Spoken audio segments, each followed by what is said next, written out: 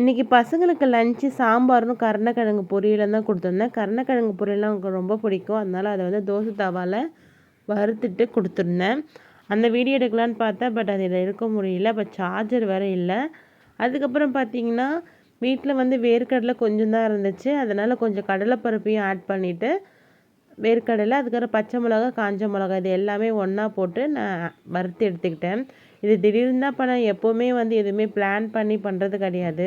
வீட்டில் என்ன இருக்கோ அதை வச்சு தான் நான் எல்லாமே ரெடி பண்ணுவேன்.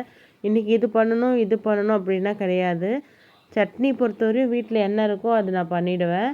அதே மாதிரி தக்காளி வந்து பார்த்திங்கன்னா கொஞ்சம் தான் இருந்துச்சு. ஒரு 4 தக்காளி இருந்துச்சு. சரின்னு சொல்லிட்டு 2 தக்காளி ஆட் பண்ணி கொஞ்சமாக வந்து புளியும் ஆட் பண்ணிவிட்டு இதையும் வந்து நல்லா வதக்கி எடுத்துக்கிட்டேன். நல்லா வதங்கினதும் நான் எடுத்து வச்சதோடு சேர்த்து கொஞ்சம் உப்பு போட்டு அரைச்சும் எடுத்துக்கிட்டேன். கருவேப்பிலையும் இல்லை, இன்றைக்கி எல்லாமே சதி பண்ண மாதிரி ஆயிடுச்சு. கருவேப்பிலையும் இல்லை. அதுக்கு நடுவில் வந்து எங்கள் அத்தைக்கு வந்து காப்பி போட்டு கொடுக்கலான்னு சொல்லிட்டு காப்பியும் போட்டு கொடுத்துட்டேன்.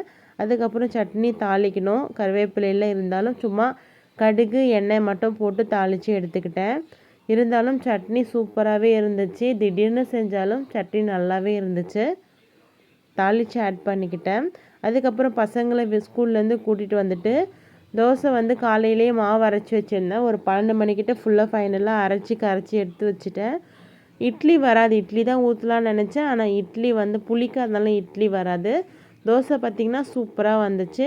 தோசையும் வந்து பசங்களுக்கு ஊற்றி கொடுத்துட்டேன். அதுக்கப்புறமா காலையில் தான் அரைச்சேன் கார சட்னி. பெசரட் வந்து செஞ்சுருந்தேன், பைத்தம்பருப்பு தோசை. அது கார சட்னி அரைச்சிருந்தேன். அந்த சட்னி தான் ஒரு ஸ்பூன் பசங்களுக்கு வச்சுட்டு நான் இப்போ அரைச்ச சட்னியும் வச்சு கொடுத்தேன். சாப்பிட்டு பார்த்துட்டு பசங்க சூப்பராக இருக்குன்னு சொன்னாங்க. இந்த வீடியோ உங்களுக்கு பிடிச்சிருந்தா மறக்க லைக் பண்ணுங்கள்.